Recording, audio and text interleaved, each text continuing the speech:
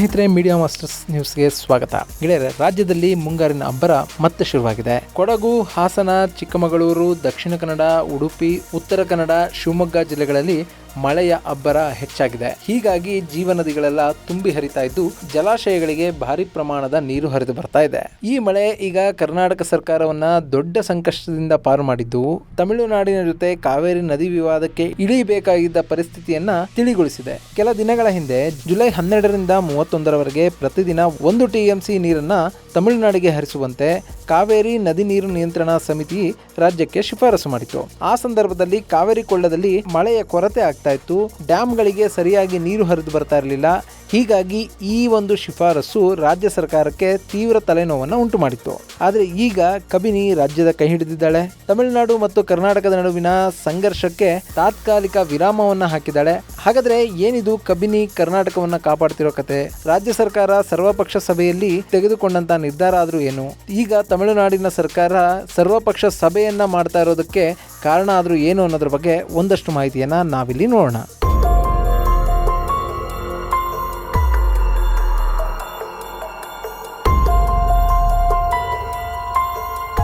ಗೆಳೆಯರೆ, ಕಾವೇರಿ ಜಲಾನಯನ ಪ್ರದೇಶದಲ್ಲಿ ಉತ್ತಮ ಮಳೆ ಆಗ್ತಾ ಇದೆ. ಇದರ ಬೆನ್ನಲ್ಲೇ KRS ಜಲಾಶಯ 100 ಅಡಿಗಳನ್ನ ಮುಟ್ತಾ ಇದ್ದ ಹಾಗೆ ತಮಿಳುನಾಡು ನೀರಿಗಾಗಿ ಖ್ಯಾತೆಯನ್ನ ಆರಂಭ ಮಾಡಿತ್ತು. ಕಳೆದ ಮಾರ್ಚ್ ನಿಂದ ಜೂನ್ ವರೆಗೂ ಕರ್ನಾಟಕ ತಮಗೆ ಬಿಡಬೇಕಾದ ಯಾವುದೇ ನೀರನ್ನ ಸರಿಯಾಗಿ ಬಿಟ್ಟಿಲ್ಲ. ಹೀಗಾಗಿ ಜುಲೈನಲ್ಲಿ ನೀರನ್ನ ಹರಿಸುವಂತೆ ಕರ್ನಾಟಕಕ್ಕೆ ಆದೇಶ ಕೊಡಬೇಕು ಅಂತ ತಮಿಳುನಾಡು CWRCಯ ಮೊರೆ ಹೋಗಿತ್ತು. ಇದೇ ವೇಳೆ ಹವಾಮಾನ ಇಲಾಖೆ ಕೂಡ ರಾಜ್ಯದಲ್ಲಿ ಉತ್ತಮ ಮಳೆ ಆಗುತ್ತೆ ಅನ್ನೋ ಮಾಹಿತಿಯನ್ನ ಕೊಟ್ಟ ಕಾರಣದಿಂದ CWRC ತಮಿಳುನಾಡಿನ ಮನವಿಯ ಮೇರೆಗೆ ಜುಲೈ 12ರಿಂದ ಜುಲೈ 31ರವರೆಗೆ ಪ್ರತಿದಿನ 1 TMC ಅಷ್ಟು ನೀರನ್ನ ಹರಿಸಿ ಅಂತ ರಾಜ್ಯಕ್ಕೆ ಶಿಫಾರಸು ಮಾಡ್ತು. ಆದರೆ ಇದನ್ನು ಒಪ್ಪಿದ್ರೆ ರಾಜ್ಯ ಸರ್ಕಾರಕ್ಕೆ ಬಹಳ ತೊಂದರೆ ಆಗ್ತಾ ಇತ್ತು. ಹೀಗಾಗಿ ರಾಜ್ಯ ಸರ್ಕಾರ ಈ ಬಗ್ಗೆ ನಿರ್ಧಾರವನ್ನು ಕೈಗೊಳ್ಳೋದಕ್ಕೆ ಸರ್ವಪಕ್ಷಗಳ ಸಭೆಯನ್ನು ಕರೆದಿತ್ತು.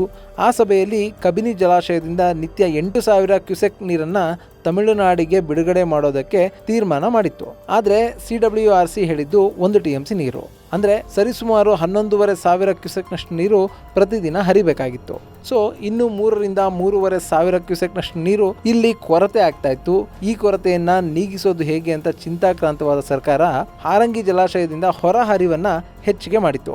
ಆ ಮೂಲಕ KRSಗೆ ಹೆಚ್ಚಿನ ನೀರು ಹರಿದು ಬರುವಂತೆ ಮಾಡಿ KRS ನಿಂದಲೂ ಕೂಡ 3,000-4,000 ಕ್ಯೂಸೆಕ್ನಷ್ಟು ನೀರನ್ನ ಬಿಡೋದಕ್ಕೆ ಸರ್ಕಾರ ಪ್ಲಾನ್ ಅನ್ನ ರೂಪಿಸಿತ್ತು. ಆದರೆ ಈಗ ಸರ್ಕಾರಕ್ಕೆ ಅಂತ ತಲೆನೋವಿಲ್ಲ. ಯಾಕೆಂದ್ರೆ ಕಳೆದ 2 ದಿನಗಳಿಂದ ಕಬಿನಿ ರಾಜ್ಯಕ್ಕೆ ಬಂದಿದ್ದ ಸಂಕಷ್ಟವನ್ನ ದೂರ ಮಾಡಿದ್ದಾಳೆ. ಕಳೆದ ಶುಕ್ರವಾರದಿಂದ ಕೇರಳದ ವೈನಾಡು ಭಾಗದಲ್ಲಿ ಬೀಳ್ತಾ ಇರುವ ಭಾರಿ ಮಳೆಯ ಹಿನ್ನೆಲೆಯಲ್ಲಿ ಕಬಿನಿ ಜಲಾಶಯಕ್ಕೆ 19,000ಕ್ಕೂ ಹೆಚ್ಚು ಕ್ಯೂಸೆಕ್ನಷ್ಟು ನೀರು ಹರಿದು ಬರ್ತಾ ಇದೆ. ಈ ಹಿನ್ನೆಲೆಯಲ್ಲಿ ಕಬಿನಿ ಜಲಾಶಯ ಸಂಪೂರ್ಣವಾಗಿ ತುಂಬಿದ್ದು ಜಲಾಶಯದಿಂದ 20,000 ಕ್ಯೂಸೆಕ್ನಷ್ಟು ನೀರನ್ನ ಹೊರಗೆ ಬಿಡಲಾಗ್ತಾ ಇದೆ. ಕಳೆದ ಶನಿವಾರ ಹಾಗೂ ಭಾನುವಾರ ಈ ಪ್ರಮಾಣ 20,000 ಕ್ಯೂಸೆಕ್ನಷ್ಟಿದ್ರೆ ಸೋಮವಾರದ ಹೊತ್ತಿಗೆ ಅದನ್ನ 16,000 ಕ್ಯೂಸೆಕ್ಗೆ ಇಳಿಸಲಾಗಿತ್ತು. ಏನೇ ಆದರೂ ಕಬಿನಿಯಿಂದ ಹೊರ ಹೋಗ್ತಾ ಇರುವಂತಹ ನೀರು ಕಾವೇರಿ ನದಿ ನೀರು ನಿರ್ವಹಣಾ ಸಮಿತಿ ಕೊಟ್ಟಿದ್ದ ಶಿಫಾರಸ್ಸಿಗಿಂತಲೂ ಹೆಚ್ಚಾಗಿದೆ. ಹೀಗಾಗಿ KRS ನಿಂದ ನೀರನ್ನ ಹೊರಬಿಡುವ ಪ್ರಮೇಯ ಸದ್ಯಕ್ಕೆ ಬರ್ತಾ ಇಲ್ಲ. ಈಗ ಕಬಿನಿ ಜಲಾಶಯಕ್ಕೆ 23,000 ಕ್ಯೂಸೆಕ್ನಷ್ಟು ನೀರು ಹರಿದು ಬರ್ತಾ ಇದೆ ಅನ್ನೋ ಮಾಹಿತಿ ಇದ್ದು, ನದಿಗೆ ಬಿಡುವ ನೀರಿನ ಪ್ರಮಾಣವನ್ನ ಇನ್ನಷ್ಟು ಹೆಚ್ಚಿಸುವ ಸಾಧ್ಯತೆ ಕೂಡ ಇದೆ. ಅಲ್ಲಿಗೆ ಪ್ರತಿನಿತ್ಯ ಕಬಿನಿ ಜಲಾಶಯ ಒಂದರಿಂದಲೇ ತಮಿಳುನಾಡಿಗೆ 1.5 TMC ಅಷ್ಟು ನೀರು ಸೇರ್ತಾ ಇದೆ. ಈ ಲೆಕ್ಕವನ್ನ ನೋಡೋದಾದ್ರೂ ಕಳೆದ 3 ದಿನಗಳಿಂದ ಕಬಿನಿಯಿಂದ ತಮಿಳುನಾಡಿಗೆ 4 TMC ಅಷ್ಟು ನೀರು ಹರಿದು ಹೋಗಿದೆ. ಹಾಗೆ ನೋಡಿದ್ರೆ CWRCಯ ನಿರ್ದೇಶನದಂತೆ ಜುಲೈ 12ರಿಂದ ಜುಲೈ 31ರವರೆಗೆ ಪ್ರತಿದಿನ 1 TMC ನೀರನ್ನ ಹರಿಸಿದ್ದೇ ಆದ್ರೂ ಕೂಡ ಅಲ್ಲಿ ಸರಿಸುಮಾರು 19 TMC ಅಷ್ಟು ನೀರು ತಮಿಳುನಾಡಿಗೆ ಸೇರಬೇಕಾಗಿತ್ತು. ಆದ್ರೆ ಈಗ ಕಬಿನಿಯಿಂದ ಹರಿತಾ ಇರುವಂತಹ ನೀರೇ 4 TMC ಅಷ್ಟಾಗಿದೆ. ಅಲ್ಲದೆ ಇದೇ ರೀತಿ ಮಳೆಯ ಪ್ರಮಾಣ ಇನ್ನು 4-5 ದಿನಗಳ ಕಾಲ ಹೆಚ್ಚಾಗಿರುತ್ತೆ ಅಂತ ಹವಾಮಾನ ಇಲಾಖೆ ಹೇಳಿದೆ. ಒಂದು ವೇಳೆ ಹಾಗೇನಾದ್ರೂ ಮಳೆ ಹೆಚ್ಚಾದಲ್ಲಿ ಕಬಿನಿ ಜಲಾಶಯದಿಂದ ಪ್ರತಿದಿನ 20,000ಕ್ಕೂ ಹೆಚ್ಚು ಕ್ಯೂಸೆಕ್ ನೀರು ಹರಿದು ಹೋದರೆ ಇನ್ನು5 ದಿನಗಳಲ್ಲಿ ತಮಿಳುನಾಡಿಗೆ 7ರಿಂದ 8 TMC ಅಷ್ಟು ನೀರು ಸೇರಿದ ಹಾಗೆ ಆಗುತ್ತೆ. ಅಲ್ಲಿಗೆ ಇನ್ನು5 ದಿನಗಳ ಒಳಗಾಗಿ ತಮಿಳುನಾಡಿಗೆ 12 TMC ಅಷ್ಟು ನೀರು ಸೇರಿದಂತೆ ಆಗುತ್ತೆ.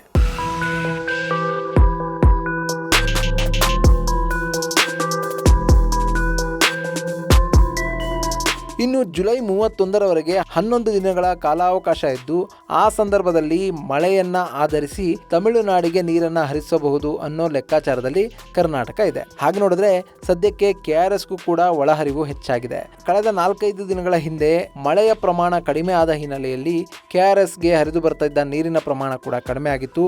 ಆದರೆ ಕಳೆದ 3-4 ದಿನಗಳಿಂದ ಬೀಳ್ತಾ ಇರುವಂತಹ ಮಳೆ KRSಗೆ 10,000ಕ್ಕೂ ಹೆಚ್ಚು ಕ್ಯೂಸೆಕ್ನಷ್ಟು ನೀರನ್ನ ಬಂದು ಸೇರುವಂತೆ ಮಾಡ್ತಾ ಇದೆ. ಹೀಗಾಗಿ KRSನ ಮಟ್ಟ 105 ಅಡಿಗೆ ಏರಿಕೆ ಆಗಿದೆ.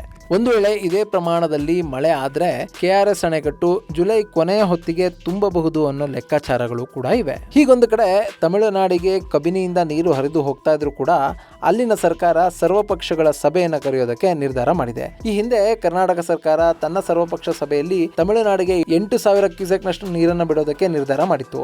ಆದರೆ ಈ ನಿರ್ಧಾರದಿಂದ ತಮಿಳುನಾಡು ತೃಪ್ತವಾದಂತೆ ಕಾಣ್ತಾ ಇಲ್ಲ. ಹೀಗಾಗಿ ಅವರು ಸರ್ವಪಕ್ಷ ನಿಯೋಗವನ್ನು ಕರೆದು ತಮಿಳುನಾಡಿಗೆ ಬರಬೇಕಾದ ನೀರನ್ನ ಕರ್ನಾಟಕದಿಂದ ಪಡೆಯುವ ಬಗೆ ಹೇಗೆ ಅನ್ನೋದ್ರ ಬಗ್ಗೆ ಚರ್ಚೆ ಮಾಡ್ತಾರಂತೆ. ಆದರೆ ಕಬಿನಿಯಿಂದ ಈಗಾಗಲೇ CWRC ಹೇಳಿರೋದಕ್ಕಿಂತಲೂ ಹೆಚ್ಚಿನ ಪ್ರಮಾಣದ ನೀರು ತಮಿಳುನಾಡಿಗೆ ಹರಿದು ಹೋಗ್ತಾ ಇದೆ. ಹೀಗಾಗಿ ಈ ಸರ್ವಪಕ್ಷ ಸಭೆಗೆ ಅದೆಷ್ಟು ಮಹತ್ವ ಸಿಗುತ್ತೆ ಅನ್ನೋದನ್ನ ಕಾದು ನೋಡಬೇಕು.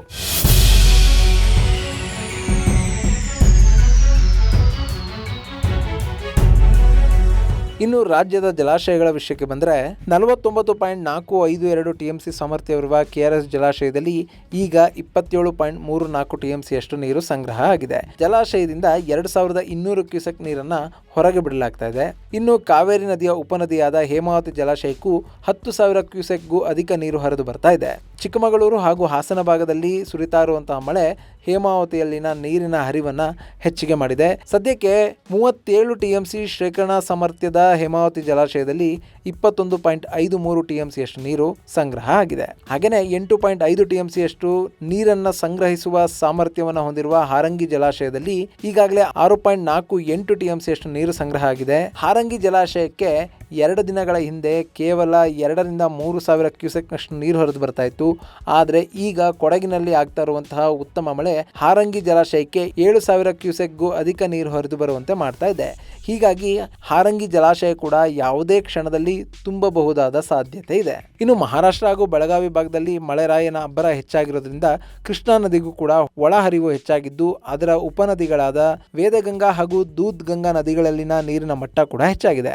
ಈ ಮೂಲಕ ಕಳೆದ ವರ್ಷಕ್ಕೆ ಹೋಲಿಸಿಕೊಂಡ್ರೆ ಆಲಮಟ್ಟಿ ಜಲಾಶಯದಲ್ಲಿ ನೀರಿನ ಪ್ರಮಾಣ 4 ಪಟ್ಟು ಅಧಿಕ ಆಗಿದೆ. ಒಟ್ಟು 123 TMC ಸಾಮರ್ಥ್ಯದ ಆಲಮಟ್ಟಿ ಜಲಾಶಯದಲ್ಲಿ ಸದ್ಯ 90.33 TMC ಅಷ್ಟು ನೀರು ಸಂಗ್ರಹ ಆಗಿದೆ. ಕಳೆದ ವರ್ಷ ಇದೇ ಅವಧಿಯಲ್ಲಿ 23.04 TMC ಅಷ್ಟು ನೀರು ಸಂಗ್ರಹ ಆಗಿತ್ತು. ಪ್ರಸ್ತುತ ಜಲಾಶಯಕ್ಕೆ 23,000 ಕ್ಯೂಸೆಕ್ಗೂ ಅಧಿಕ ನೀರು ಹರಿದು ಬರ್ತಾ ಇದೆ. ಇನ್ನು ತುಂಗಭದ್ರಾ ಜಲಾಶಯಕ್ಕೆ 12,000 ಕ್ಯೂಸೆಕ್ ಒಳಹರಿವಿದ್ದು 105.79 TMC ಸಾಮರ್ಥ್ಯದ ಡ್ಯಾಂನಲ್ಲಿ ಸದ್ಯಕ್ಕೆ 31.7 TMC ಅಷ್ಟು ನೀರು ಸಂಗ್ರಹ ಆಗಿದೆ. ಶಿವಮೊಗ್ಗ ಹಾಗೂ ಚಿಕ್ಕಮಗಳೂರಿನಲ್ಲಿ ಬೀಳ್ತಾ ಇರುವಂತಹ ಮಳೆ ತುಂಗಭದ್ರಾ ನದಿಯಲ್ಲಿ ನೀರಿನ ಹರಿವನ್ನ ಹೆಚ್ಚಿಗೆ ಮಾಡ್ತಾ ಇದೆ. ಇನ್ನು ಶಿವಮೊಗ್ಗದಲ್ಲಿ ಬೀಳ್ತಾ ಇರುವಂತಹ ಮಳೆಯಿಂದ ಲಿಂಗನಮಕ್ಕಿ ಜಲಾಶಯಕ್ಕೆ 36,000 ಕ್ಯೂಸೆಕ್ನಷ್ಟು ಒಳಹರಿವು ಬರ್ತಾ ಇದ್ದು 151.75 TMC ನೀರನ್ನು ಸಂಗ್ರಹಿಸಬಹುದಾದ ಈ ಡ್ಯಾಂನಲ್ಲಿ ಸದ್ಯಕ್ಕೆ 47.76 TMC ಅಷ್ಟು ನೀರು ಸಂಗ್ರಹ ಆಗಿದೆ. ಹಾಗೆಯೇ ಭದ್ರಾ ಜಲಾಶಯಕ್ಕೂ ಕೂಡ ನೀರಿನ ಹರಿವು ಹೆಚ್ಚಾಗಿದೆ. ಸದ್ಯ 14,500 ಕ್ಯೂಸೆಕ್ನಷ್ಟು ನೀರು ಭದ್ರಾ ಜಲಾಶಯಕ್ಕೆ ಬಂದು ಸೇರ್ತಾ ಇದೆ.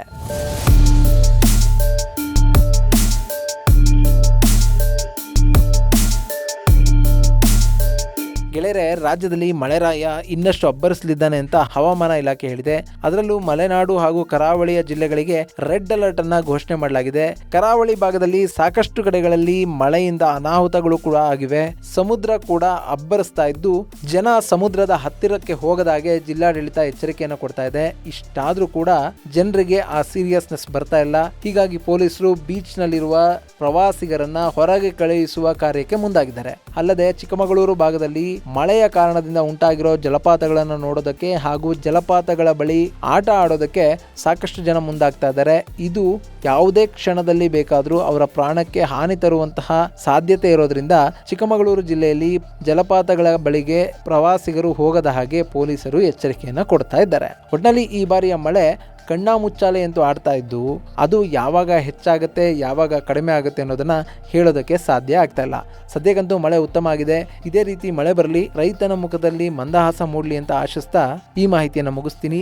ಇದು ಗೆಳೆಯರೆ, ಮಳೆಯ ಕಾರಣದಿಂದ ಕರ್ನಾಟಕ ಹಾಗೂ ತಮಿಳುನಾಡಿನ ನಡುವೆ ನಡೀಬೇಕಾಗಿದ್ದ ಕಾವೇರಿ ನದಿ ನೀರು ಸಂಘರ್ಷ ತಿಳಿಗೊಂಡಿರುವ ಬಗ್ಗೆ ಒಂದಷ್ಟು ಮಾಹಿತಿ.